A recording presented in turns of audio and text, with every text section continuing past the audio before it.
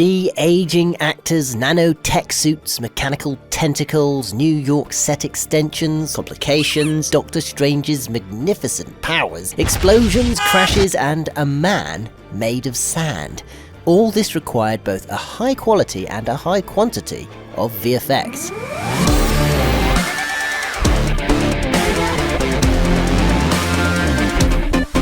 In contrast to the 2004 Spider-Man 2, this Dr. Octavius's arms were 100% CG. This not only required complex rigging and animation, but for the actor playing him to surf around on different rigs to be lifted up and moved around as he performed.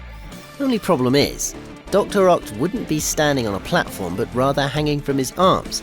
So this meant that his cloak and legs had to be recreated digitally, and in some shots his cloak would snag or his arms needed more movement.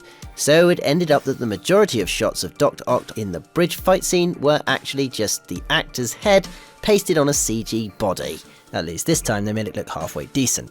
Cool. In addition to this, the actor playing Dr. Oct and the actor playing the Green Goblin have both aged a little bit since appearing in the original films almost 20 years ago, and so the actors' faces had to undergo a frame-by-frame de-aging digital facelift. And finally, in some shots during the fight scene, they noticed that the actor's hair performance was a bit naff, with the wrong lighting or looking a bit static, so it too had to be replaced with CG hair.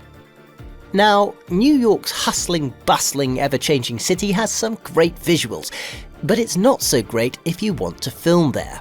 Early on, filmmakers knew that New York would have to be digitally recreated, as shooting in New York wasn't going to be possible, what with all the headache of closing off areas, time limits, and expensive permits. So Doctor Strange's Sanctum Sanctorum was actually a set built in Atlanta, and the rest of the building, all the moving trees, leaves, and cars, as well as this guy here, were CG.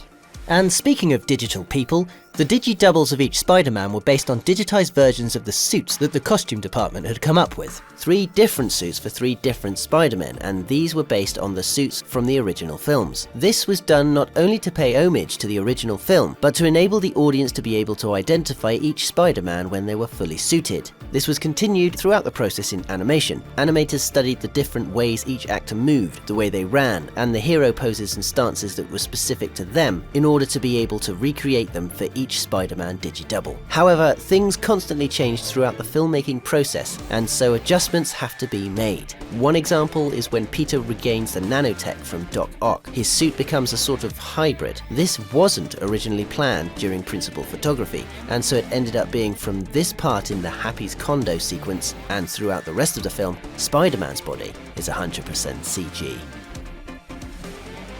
Please give us a like if you enjoyed this video. Don't forget the links to the music used in this video are in the video description, and as always, be sure to let us know in the comment section which movie VFX you'd like to see behind next.